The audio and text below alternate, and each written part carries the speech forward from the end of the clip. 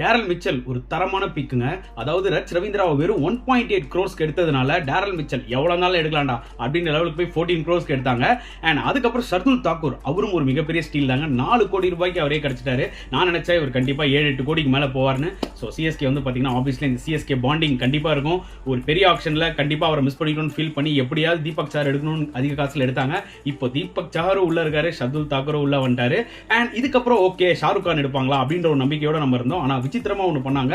ஒரு young player, அதாவது பாத்தீங்கன்னா சமீர் ரிஸ்வி அப்படின்ற ஒரு உத்தரப்பிரதேஷ், ஜஸ்ட் 20 years old தான். அது ஒரு வந்து பாத்தீங்கன்னா ஒரு ஸ்டைலிஷான ஹார்டிட்டர், யூடியூப்ல பாத்தீங்கன்னா தெரியும். அண்ட் அவரை தான் வந்து பாத்தீங்கன்னா கிட்டத்தட்ட 8.4 crores எடுத்திருக்காங்க. ஸோ அது எல்லாருக்குமே ஷாக்கிங்கா தான் இருக்கு. பட் டெஃபினட்டா அந்த பிளேயர் கிட்ட டேலண்ட் இருந்ததுனால தான் எடுத்தாங்க. ஸோ ஒரு ஃபாரின் பிளேயர் மிஸ் ஆகுது, யார் எடுப்பாங்க, யார் பேலன்ஸ்ல இருக்கா, ஃபெர்கியூசன் எடுப்பாங்களா? ஏன்னா எல்லா ஆக்ஷன் முடிஞ்சு மிச்சம் இருக்கிற பிளேயர்ஸ் எடுக்க ஆரம்பிச்சிட்டாங்க. ஐ மீன் ஆக்ஷன்ல போக ஆரம்பிச்சிட்டாங்க. அப்பதான் வந்து பாத்தீங்கன்னா ஒரு சூப்பர் பிக் எடுத்தாங்க. முஸ்தபிசுர் ரஹ்மான் பேஸ் பிரைஸ்ல 2 crore. ஏன்னா முஸ்தபிசுர் ரஹ்மான் மாதிரி பிளேயர்லாம் வந்து சென்னையில ரொம்பவே யூஸ்ஃபுல்லா இருப்பாங்க. ஏன்னா பத்திரானா அந்த ஸ்லோவர் பால் போடுவார் பாத்தீங்களா, அந்த மாதிரி முஸ்தபிசுர் ஃபிஸ் ஆப்வியஸ்லி அவர் எப்படி போடுவார்னு உங்களுக்கு தெரியும். அவரோட அந்த ரிஸ்ட் யூஸ் பண்ணுவார் பாத்தீங்களா ஸ்லோவர் பால்ஸ்லாம், அதெல்லாம் வந்து பாத்தீங்கன்னா ரொம்பவே எஃபெக்டிவா இருக்கும். And being experience international player கண்டிப்பா சிஎஸ்கே வந்து பாத்தீங்கன்னா அவர் வந்து அவரோட போலிங் கண்டிப்பா உதவும். ஏதோ ஒரு கட்டத்துல டெஃபினட்டா அவரும் பத்திரானாவும் ஒன்னா சேர்ந்து போடுற சிச்சுவேஷன் வரும். ஸோ நல்ல ஒரு big actually from CSK. So overall it is a great day for CSK. வாங்க பிரீஃபா டிஸ்கஸ் பண்ணலாம். வணக்கம் நண்பர்களே, welcome to channel cocktail furious. So நான் ஸ்டார்டிங்கில் சொன்ன மாதிரி சிஎஸ்கேக்கு வந்து ஒரு நல்ல டேங்க. அதாவது நம்ம உள்ளே போகும்போது 6 slots இருந்தது. 6 slotsல வந்து 3 ஃபாரினர்ஸ் அண்ட் 3 இந்தியன் பிளேயர்ஸ் எடுக்கணுன்றதான் வந்து கட்டாயத்தில் இருந்தாங்க. அண்ட் உள்ளே போனோடனே வந்து பார்த்தீங்கன்னா ஆப்வியஸ்லி எடுத்தோடனே ரவீந்திராவுக்கு போனோம். அண்ட் ரவீந்திராவுக்கு வந்து பார்த்தீங்கன்னா ஜஸ்ட் 1.8 crore கிடைச்சிருக்காரு. சத்தியமாக நான் அவர் அட்லீஸ்ட் ஒரு 4-5 கோடியாவது போவார்னு நினச்சேன். ஒரு யங் பிளேயர், மேபி அவர் T20 கிரெடென்ஷியல்ஸ் பெருசாக இல்லாமல் இருக்கலாம், பட் டெஃபினட்டாக ஸ்பின் நல்லா விளையாடுவார். ஒரு great future. And being spin ஆல்ரவுண்டர்ன்றதுனால வந்து பார்த்தீங்கன்னா சிஎஸ்கேக்கு கண்டிப்பாக ஏதோ ஒரு வகையில் அவர் யூஸ் ஆவார். And that to being a left hander. So அதுவே செம பிக். அண்ட் செகண்ட் மிச்சல்ங்க, டேரல் மிச்சல் கண்டிப்பாக சிஎஸ்கே போவாங்கன்னு தெரியும். ஆனால் இப்படி வெறித்தனமாக போவாங்கன்றது நான் எக்ஸ்பெக்ட் பண்ணவே இல்லை. அது ஏன்னா ஆப்வியஸ்லி நீங்கள் ஒரு விஷயம் புரிஞ்சுக்கணுங்க. ஏன்னா நம்மளுக்கு இவ்வளோ கம்மியாக ரவீந்திரா கிடைப்பாருன்னு சத்தியமாக யாருமே எதிர்பார்த்துருக்கு. நீங்கள் எதிர்பார்த்தீங்களா? ஏன்னா சிஎஸ்கே அவங்களே மேனேஜ்மெண்ட்டே எதிர்பார்த்துருக்க மாட்டாங்க. காசி சார்லாம் அப்படியே ஸ்டன் ஆகிட்டார் 1.8க்கு நம்ம எடுத்துருக்கோன்ட்டு. ஸோ ஆப்வியஸ்லி அது ஒரு பெரிய ப்ளஸ் ஆயிடுச்சு சிஎஸ்கேக்கு. சரி போடா வெறித்தனமாக போகலாம் அப்படின்னு சொல்லி மிச்சல் எடுத்துட்டாங்க. அண்ட் அதுக்கப்புறம் ஆப்வியஸ்லி ஷர்துல் தாக்கூர் வரும்போதே எனக்கு தெரியும் ஓகே எவ்வளோ நாள் ஐ திங்க் 7 கோடி வரைக்கும் போயிருப்பாங்கன்னு நினைக்கிறேன் தாக்கூருக்கு. பட் லக்கிலி 4 கோடிக்கே கிடைச்சிச்சு.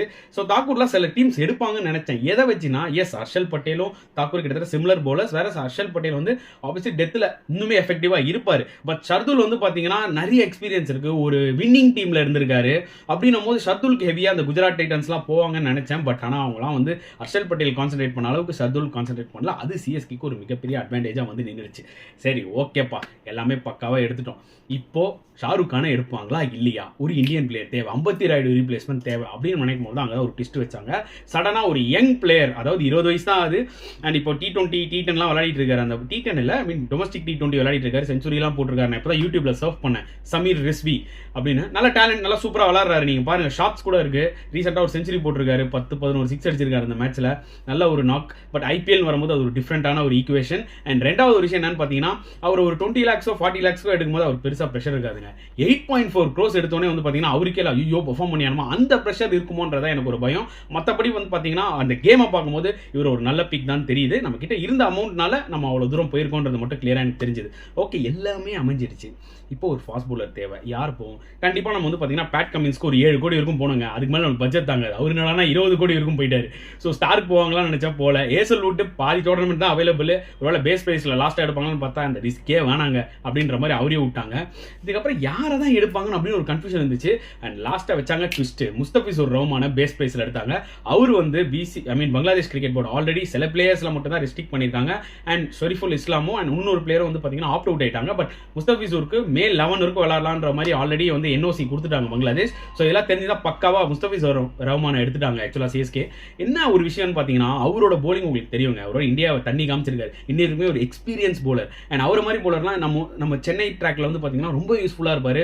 அந்த ஒரு ரிஸ்ட் யூஸ் பண்ணி ஸ்லோவர் பால்லாம் போடுவார் பார்த்தீங்களா, அந்த ஒரு ஆங்கிள் எல்லாமே பக்காவாக இருக்கும். அதுவும் எம்எஸ் தோனி கேப்டன்ஷிப்புக்கு ஏற்ற மாதிரி ஒரு போலர்னே சொல்லலாம். ஒரு கட்டத்தில் டெஃபினட்டாக நம்ம வந்து இவரையும் பார்த்தீங்கன்னா சேர்ந்து ஆடுற ஒரு சுச்சுவேஷன் வரும். ஸோ 2 நல்ல டெத் போலர்ஸ் இருக்கும்போது பார்த்தீங்கன்னா சிஎஸ்கேக்கு அது மிகப்பெரிய அட்வான்டேஜாக இருக்கும். எஸ், நீங்கள் சொல்லலாம் அப்படின்னா யாருங்க ட்ராப் பண்ணுவாங்கன்னு. ஒரே ஒரு விஷயம் நல்லா தெரிஞ்சுக்கோங்க, நம்ம பொறுத்தவரைக்கும் மொயின் அலி ஐ திங்க் ஹாஃப் டோர்னமெண்ட் தான் இருப்பாருன்ற மாதிரி கேள்விப்படுறோம். ஸோ ஒரு மொயின் அலிக்கு ரீப்ளேஸ்மெண்ட்டாக கண்டிப்பாக வந்து டேரல் மிச்சல் உள்ள வந்துருவாரு ஒரு ஆல்ரவுண்ட் ஆப்ஷனாக. ஏன்னா ரச் ரவீந்திரா ஒரு ஆப்ஷனாக தான் நம்ம பேக்கப்பில் வச்சிருப்போம்.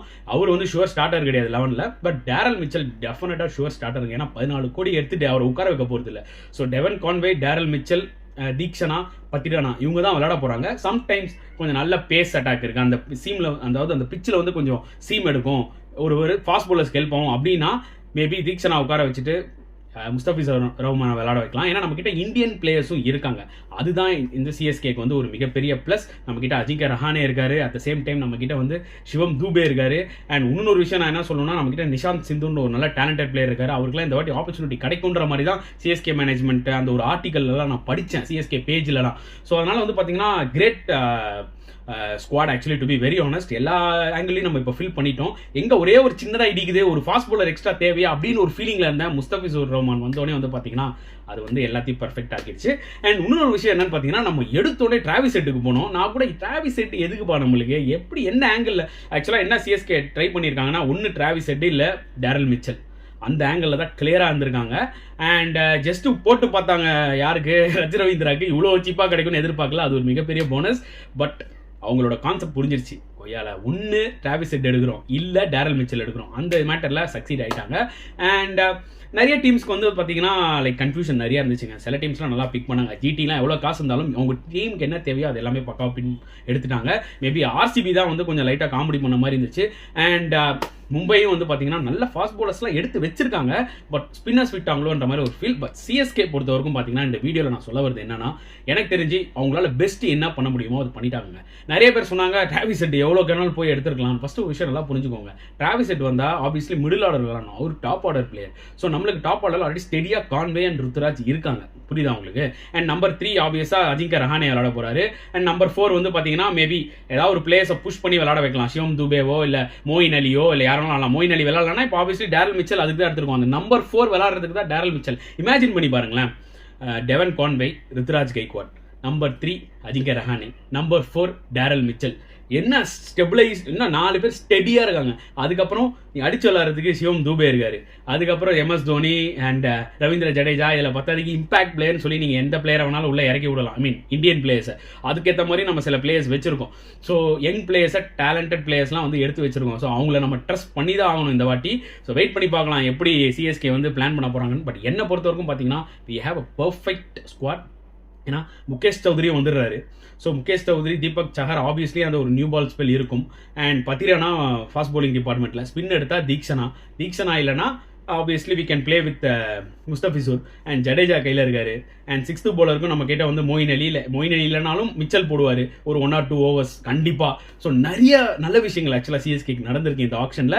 ஐ திங்க் இந்த ஆக்ஷன் பொறுத்த வரைக்கும் என்ன கேட்டிங்கன்னா 2 பெஸ்ட் டீம்ஸ் யாருன்னு கேட்டிங்கன்னா, அதாவது நல்ல பிக் எடுத்த டீம்ஸ் யாருன்னு கேட்டிங்கன்னா, ஒன்று சிஎஸ்கே, ஒன்று எஸ்ஆர்ஹெச்ங்க. 2 டீமு களை கட்டிட்டாங்க actually, to be very honest. I think SRH ஒரு படிக்கு மேலேனே சொல்லலாம். சிஎஸ்கேக்கு என்ன தேவையோ அதை எடுத்துட்டாங்க. எஸ்ஆர்ஹெச் கொஞ்சம் நிஜமாவே நிறைய ஸ்டீல் தாங்க அவங்க எடுத்தது. பட் ஸ்டில் சிஎஸ்கே ஃபேன்ஸ் வந்து எல்லாருமே முக்காவாசி பேர் வந்து சாட்டிஸ்ஃபைடாக தான் இருப்பாங்க. டிராவிஸ் ஹெட் ஃபேன்ஸ் டெஃபினட்டாக டிசப்பாயிண்ட் ஆயிருப்பீங்க. பட் நம்ம டீமுக்கு என்ன தேவையோ பர்ஃபெக்டாக எடுத்திருக்காங்கன்றதான் என்னோட ஒரு ஃபீல். நிறைய பேர் சொல்லலாம் ஸ்டார்க்கு கமின்ஸ்லாம் நிறைய போகலாம்னு சொல்லிட்டு நல்லா யோசிச்சு பாருங்க. 2 பேர் எவ்வளோ போயிருக்காங்க, 25 கோடி 20 கோடி அப்படி போனோம்னா நம்மளோட அதர் பிளேயர்ஸ்லாம் நம்மளால எடுத்துருக்க முடியாது. அதனால வந்து பார்த்தீங்கன்னா என்றைக்குமே ஒரு நல்ல ஸ்ட்ராட்டஜியோட தான் போவாங்க. அண்ட் இந்த வாட்டியும் நல்ல ஸ்ட்ராட்டஜியோட தான் டீம் எடுத்திருக்காங்க சிஎஸ்கே. எனக்கு கூட ஒரு சின்ன பயங்கள் இருந்துச்சு. என்னன்னு பார்த்தீங்கன்னா, மணிஷ் பாண்டே, கருண் நாயர் இந்த மாதிரிலாம் எடுத்து வேஸ்ட் ஆக்கிற போறீங்க அப்படின்ற மாதிரி நினைச்சோம். பட் சத்தியமாக அதை பண்ணலை. அதுதான் எனக்கே ஷாக்கிங்காக இருந்துச்சு. ஏன்னா இந்த மாதிரிலாம் பண்ணுவாங்க சடனாக எடுத்து. பட் யங் பிளேயர்ஸ் தான் சில பேருங்களை எடுத்தாங்க. ஸோ அது வந்து பார்த்தீங்கன்னா நினைச்சு பார்க்கும்போது ரொம்ப சந்தோஷமா இருந்துச்சு. ஸோ இதுதான் என்னோட பாயிண்ட் ஆஃப் வியூ. உங்களோட பாயிண்ட் ஆஃப் வியூ, சிஎஸ்கே எடுத்த டீம் பிளேயர்ஸ்லாம் கரெக்டாக இருக்காங்களா, இல்லை இவங்களை எடுத்துக்கணுங்க மிஸ் பண்ணிட்டாங்க, இவரை ஏங்க எடுத்தாங்க அப்படின்றதெல்லாம் தாராளமாக நீங்கள் கமெண்ட் செக்ஷனில் போடலாம். எல்லாருக்குமே ஒரு பாயிண்ட் ஆஃப் வியூ இருக்கும். எல்லாருக்குமே வந்து பார்த்தீங்கன்னா ஒரு லைக்ஸ் அண்ட் விஷஸ் இருக்கும். ஸோ நெக்ஸ்ட் வீடியோவில் பார்க்கலாம் ஃப்ரெண்ட்ஸ். Until then